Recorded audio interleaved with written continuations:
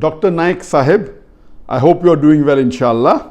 This is Moinuddin Ibn Nasrullah from Ahmedabad, Gujarat, the state which has given Prime Minister of India.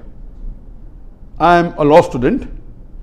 Zaira Wasim was a young Kashmiri actor in Bollywood, launched through a blockbuster, but soon she left the industry writing a long post on Islam.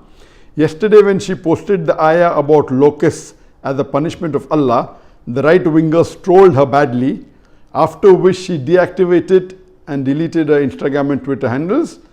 But she has recently again, a couple of hours back, come back on the Twitter. As a sister in faith, she should be supported, as kuffar are targeting her because she left haram and started practicing Islam. And she should be supported now. And the Twitter post is given where it mentioned Zaira Wasim on a Twitter. So we went upon them the flood and the locusts and lice and frogs and blood. Signs openly self-explained, but they were steeped in arrogance, a people given to sin. A similar question is posed by Mohammed Arsalan, Calcutta, India. Recently, we witnessed a cyclone and there was a massive flood and destruction. And also there was a locust attack in east side of India. I want to ask whether we can compare these calamities with Ayah 133 from Surah Al-Araf regarding the Pharaoh and his people. And the verse of Surah Araf chapter 7 verse 33 says, "So we sent on them the flood, the locust, the lice, the frogs, and the blood as a succession of manifest signs. Yet they remained arrogant, and they were of those people who were mujrimun." Regarding the first part of the question, there's a sister by the name of Zaira Wasim, who according to the questioner, she became very famous on the Bollywood and she was a Bollywood actress. And last year, she left acting because she realized that acting is not according to the Islamic principles. And for that, alhamdulillah, I personally really congratulate her and I support her for taking the decision for leaving the Bollywood. Because according to me, most of the part of the Bollywood is not appropriate for a practicing Muslim. And it really takes a lot of courage and sacrifice for a person who's famous in the Bollywood to quit Bollywood. So I really appreciate her.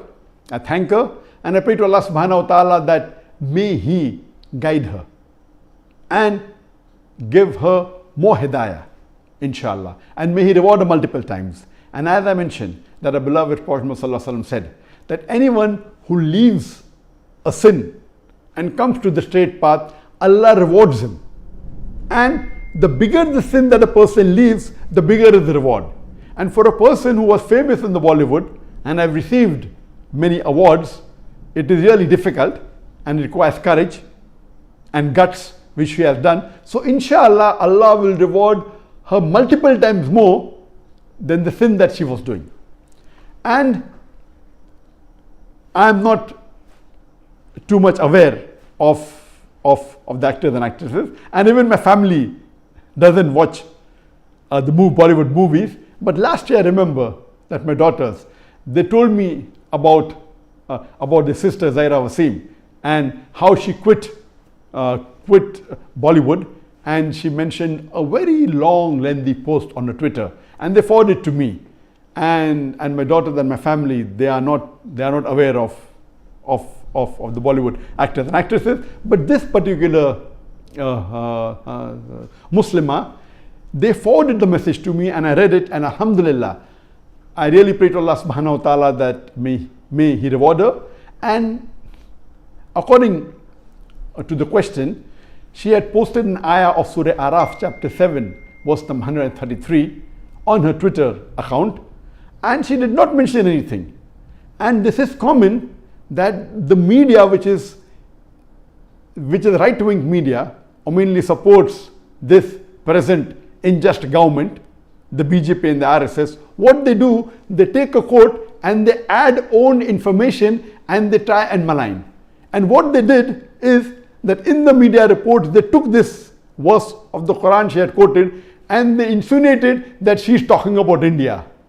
If you read her Twitter account, the word India is not mentioned. It's only quoting a verse of the Quran. And they went on to allege that she is saying that Allah has brought the punishment into India by sending the locust. Now this is their interpretation, and this is common. If you read the news, you come to know that this locust is prevalent. It has recently started mainly in the African countries, in the east part of Africa. It's also prevalent in parts of Pakistan, also in parts of India. So when she did not mention any country, she did not mention any place, these people go out of the way to put their own information and malign her. And this is exactly what they did to me. When about 3.5 years back, on the 3rd of July 2016, when a terrorist attack took place in Dhaka, and about 6 or 7 terrorists, they killed about 22 foreigners in Dhaka. And one person, Rohan, he happened to be a fan of mine on the Facebook. But they gave the report saying that he was inspired by Dr. Zakir Naik to do the terrorist attack. He was just a fan of mine. And Alhamdulillah, today I have got 22.5 million followers on my Facebook. Am I responsible for the activity? But the way they gave the report, as though he was inspired to do the terrorist attack because of me. For that, they have to show a post of mine which says that you should kill innocent human beings, which they cannot.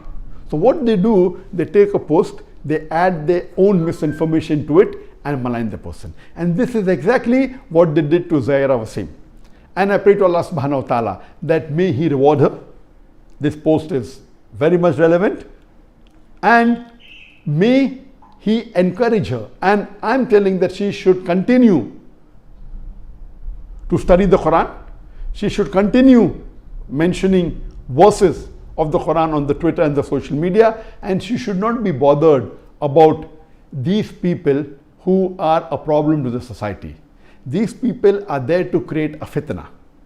And our beloved, if you read the Quran, Allah says in the Quran, in Surah Furqan chapter 24 verse number 30, that for every prophet he has kept an enemy. And after the prophet, it is the da'is who continue spreading the message of Islam. And for a da'i who is successful, there are bound to be enemies.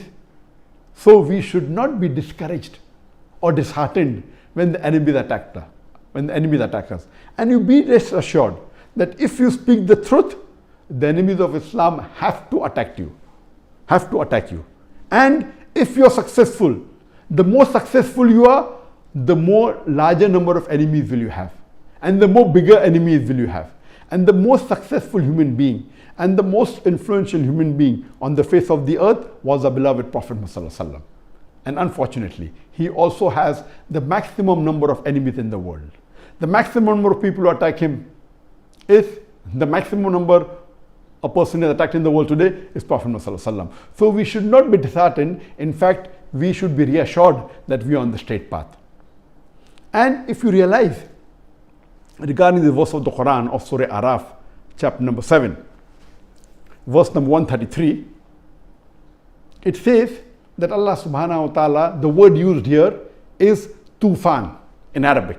It's translated as flood in some of the translation. Tufan actually means a total death. It can be due to a flood, it can be due to an earthquake, it can be due to an epidemic, it can be due to a pandemic. So basically tufan means total death. A large number of death caused by any calamity, whether it be flood, whether it be earthquake, whether it be epidemic, maybe pandemic. So here it can mean flood, it can even be the COVID-19. It says Allah subhanahu wa ta'ala sent tufan, maybe a flood, maybe an epidemic, a pandemic, or maybe COVID-19, coronavirus. And he sent locusts and lice and frogs and blood. And there's the list of wrath which Allah sent on the people of Pharaoh. And the next verse you read, it says it was a warning to Pharaoh and his people. And they prayed to Moses, peace be upon him, that let this calamity, ask your God, your Lord, to remove this calamity. And when this calamity was removed, they did not come to the straight path.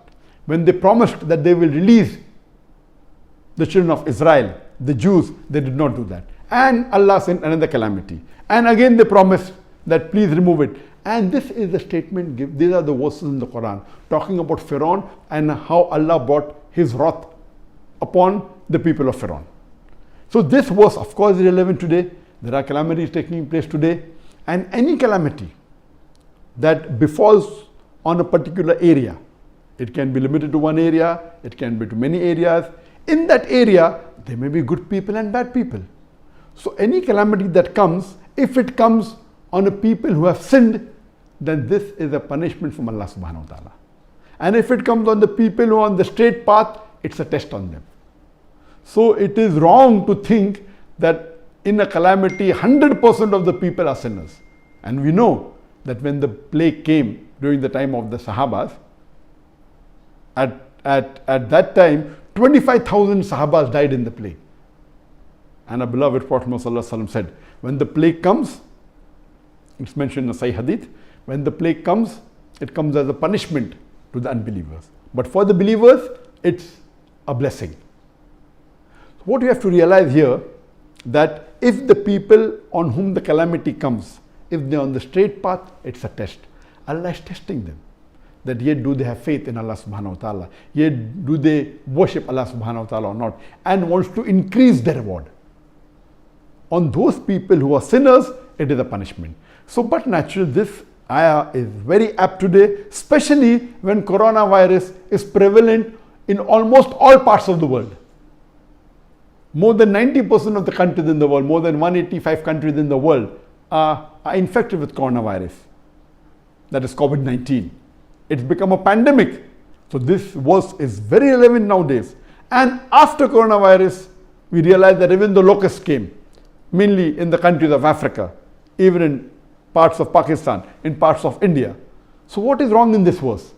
These people who are adding their own information and maligning the Muslims, this is their job to create fitna. We should not be disheartened. We should continue more strongly. And what I believe, there should be an organization, a Muslim organization, which should be well versed with the social media. And any time when the enemies of Islam, they start spreading misconception about Islam or trolling a Muslim because of their popularity, the reason they are against Zaira Wasim is only because she left Bollywood. She went from darkness to light. She left an industry which is not appropriate for a practicing Muslim. So just because of that, they're trolling her and they're going against her. There should be an organization, a Muslim organization, which should be specialized in social media and see to it that they counter these misconceptions about Islam. They counter such people who are trolling the Muslims on the straight path. So I hope this, in short, gives about the verse of the glorious Quran. And furthermore, if you read in Surah Qamar, chapter number 54, verse number 7, it speaks about the day of resurrection. On the day of Qiyamah, you will find human beings coming out like locusts. The same word locust is used here. Why? Today science tells us that locust, it emerges from the ground and they gather together and they can, in 1 square kilometer, the number can be 40 to 80 million. They gather very fast and they can move in swarms covering 120 square kilometer. Imagine 120 square kilometer. Each square kilometer, they are approximately 40 to 80 million. So in 1,200 square kilometer, if they can move together, that's equal to 48 billion to 100 billion locusts. So this is giving an example that on the day of resurrection, all the human beings will come from the earth together. All, right from Adam, peace be upon him, till the last day of judgment, till the last day. All will gather together in billions, in tens of billions. So this is the example that Allah gives of locust. Giving an example, this would be at the time of the day of judgment. How will we again emerge from the dead? So this is reminding of us of Akhirah, the signs of Akhirah. So all these signs that Allah gives us makes a believer come closer to Allah subhanahu wa ta'ala and has more faith in the Quran And we pray to Allah subhanahu wa ta'ala that may He give Zaira Wasim more courage and more hidayah to study the Quran, to study Islam, and may she be able to take her former colleagues out of this industry to the straight path of Islam.